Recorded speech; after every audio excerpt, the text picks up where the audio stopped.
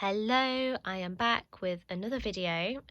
Today I want to talk about subconscious techniques and all the practical things that you can do to impress your subconscious mind, to give your subconscious mind a blueprint of where you want your reality to go, how you want your reality to be created, because we do create from our subconscious mind.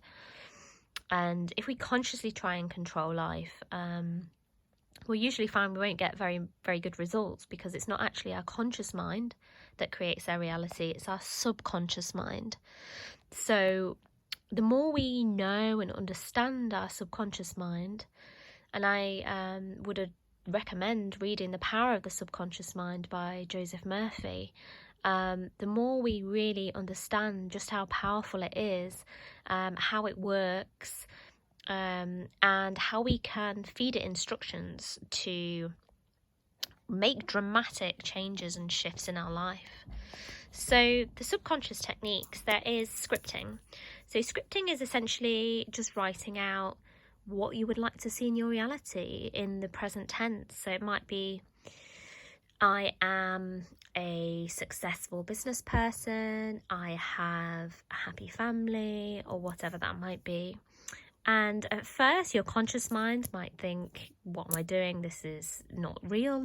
But you're giving an instruction to your subconscious mind, and your subconscious mind thinks in pictures, and it works best through repetition. So by scripting, by writing down in the present tense every day, you're making mental pictures in your mind, and you're writing down in crystal clear detail that vision. So you're feeding continuously that picture to the subconscious.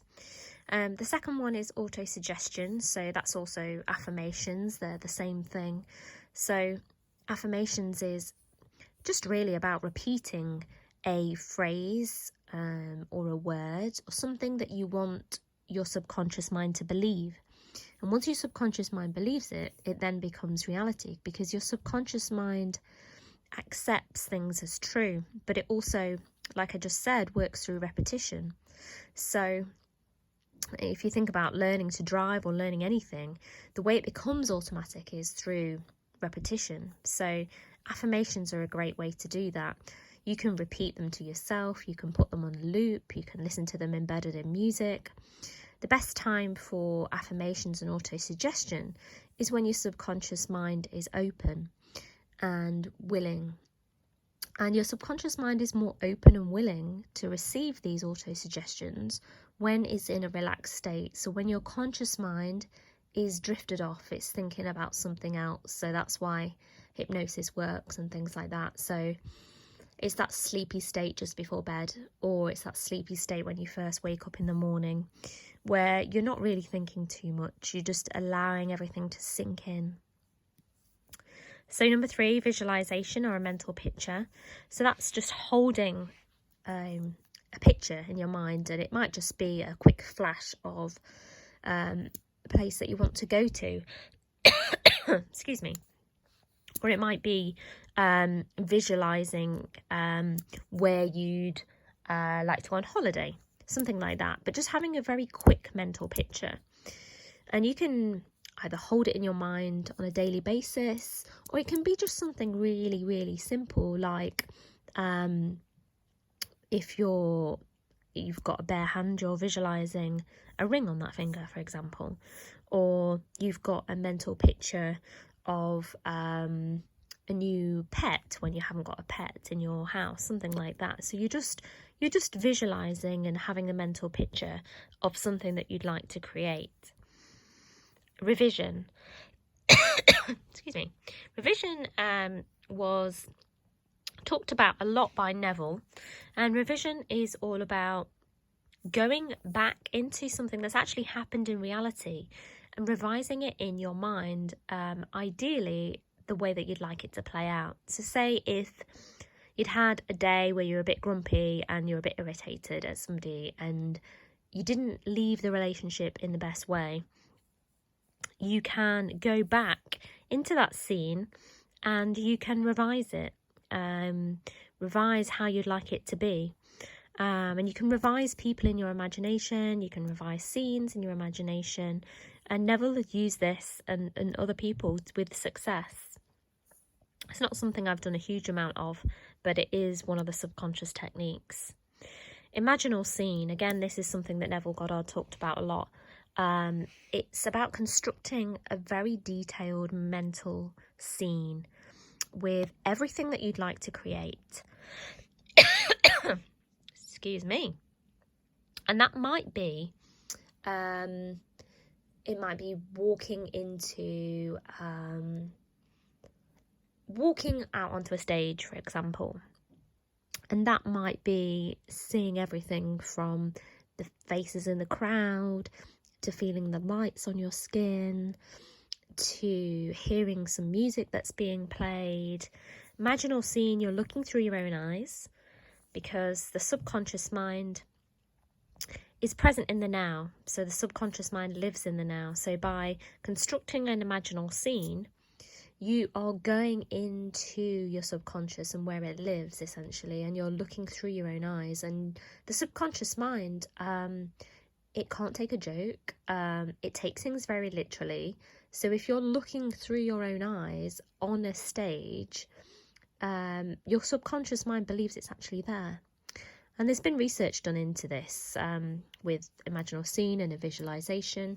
I'd encourage you to look at the work of Dr. David Hamilton, who's written many books on this subject, as have others, with incredible success.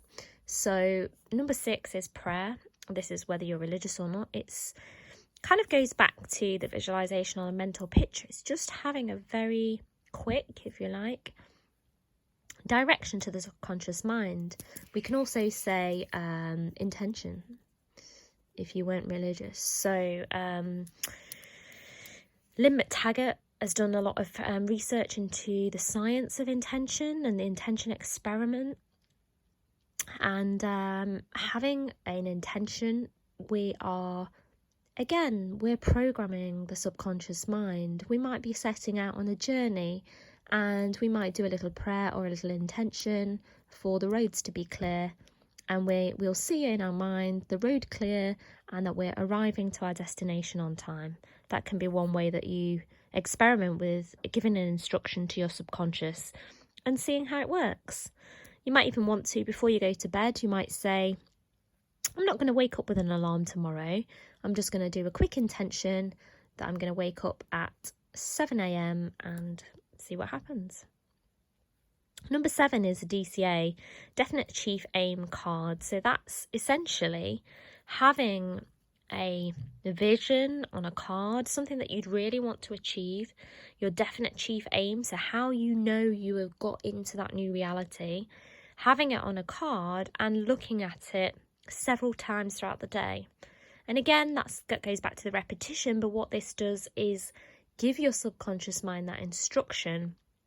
This is what to focus on, because the more we get our subconscious mind to focus in one direction, the more it will produce those results. So when you're driving down a road, you keep your eyes focused on where you want to go. You don't look at where you don't want to go. And it's exactly the same with your subconscious mind. It's very much, I could say, like a GPS. So you're programming it in one direction and it wants to go in a particular direction. So we need to be very, very careful of where we place our focus, where we place our attention, what our mental diet is. So what are we taking in? Our subconscious mind is shaped by so many things. It's shaped by our environment. It's shaped by people. It's shaped by information. And what are we believing about those things? What is our interpretation of these things? What instructions are we giving to our subconscious mind? Are we just absorbing and accepting everything that happens in our reality, or are we consciously giving instructions to our subconscious mind? Because that's the best way forward, really. I think it was might have even been Einstein that says that the conscious mind is the master and the subconscious is the faithful servant. So we give the instruction to the subconscious, and it will just carry out the suggestion for us. We don't have to do anything at all.